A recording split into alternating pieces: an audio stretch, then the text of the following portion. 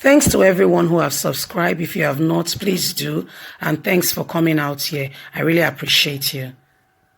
Breaking news. Inec gets acting chairman as Yakubu step aside today. So President Muhammadu Buhari at work. We know that 2023 is around the corner.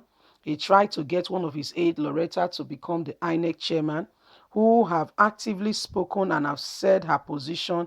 In her opinion, APC should rule Nigeria forever until she goes to meet her God. Okay? She has actively shown that she's a woman who follows after where the naira goes or where the money goes. And so when President Buhari presented his intention to make her INEC chairman, everybody kicked against it. Move forward.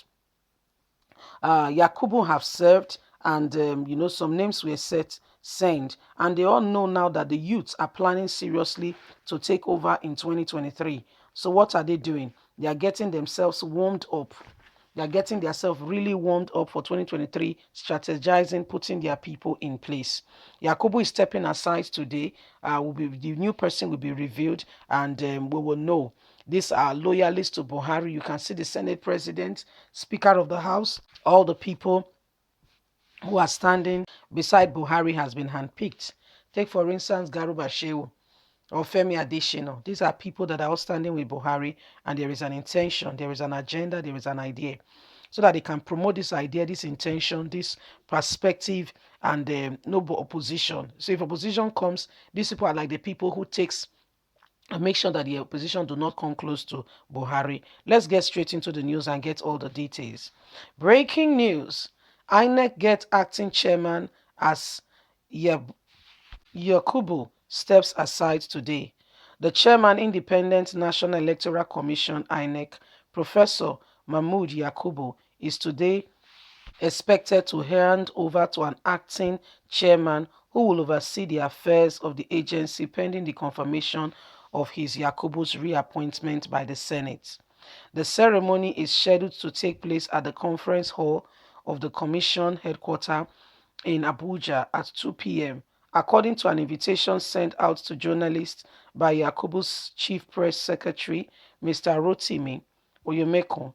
Until his reappointment by President Buhari, Yakubu was first appointed INEC chairman in October 2015, but was officially sworn in 9th of 9th November 2015. The Guardian gathered that the INEC boss would hand over to one of the 7 national commissioners whose tenure will be elapsing before November the 9th. It is, however, still unclear which of the electoral commissioners will occupy the chairmanship position in acting capacity pending Yakubu's return. The 7 national commissioners whose tenure will not expire before November 9th are various people who are serving with him, and any of them could be one of the ones who he will hand over to until the reinstatement and the ceremony is done in full. It was gathered that the remaining 5 commissioners have remained to remain and serve 2 tenure, therefore, and the others will be leaving. They are not eligible to act as Yakubu's standby. But in the tenure message to the journalists, Oyemeko confirmed that the acting chairman will be introduced at the event on Monday, which is today. It's happening today. President Buhari had on the 27th of October 2020 reappoint Yakubu, a professor of political history and international studies, for another term of 5 years, subject to confirmation by the Senate. Buhari, in a letter to the President of the Senate, Ahmed Lawa, said in accordance with the provision of Section 154, subsection 1 of the Constitution of the Federal Republic of Nigeria, 1999 as amended, I am pleased to present for confirmation by the Senate the nomination of Professor Mahmood Yakubu for reappointment as Chairman, Independent National Electoral Commission for a second tenure and final term. The Senate should also look into this quickly and appoint. And so we know all, definitely. So the Senate got to, reappoint, confirm his reappointment.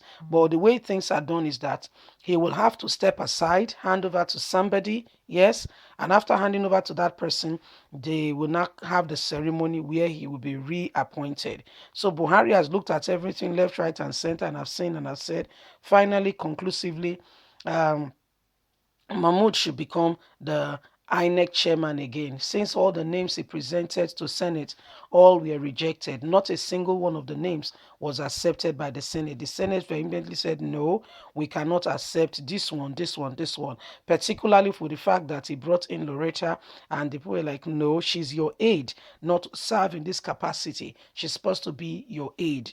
So there were a lot of issues regarding that matter, and people were not very comfortable with the choice he made. The choice was not very appealing to, everybody. They rejected it with with oneness. They said, no, no, no, no, it has to be rejected. So my people, this is where, Buhari is getting and really preparing to make sure that he strategize, especially with regards to, we strategize, especially with regards to, 2023. There is a plan, very good plan right now, preparing to make sure that they get there, they get into power. And so APC is strategizing. But the truth of the matter is, youth, we move.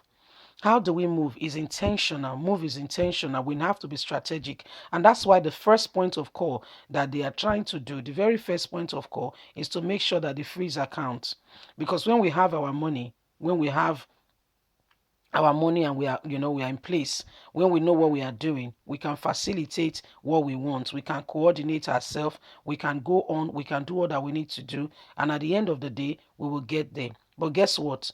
They are trying very hard, their hardest best possible, to make sure that we don't come back again. So what they are trying to do, first of all, is to cut it short by making sure that financially we are stranded. I know when a man is stranded financially, so that's why those who were the ones in front are making sure that the end SARS reality becomes a must.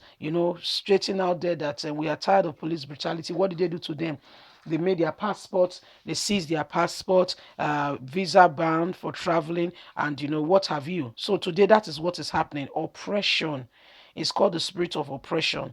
So they are making sure that Nigerians do not get on board, and that Nigerians do not get on board, and especially the youth do not take over. Guys, leave us a comment. God bless you. Bye for now.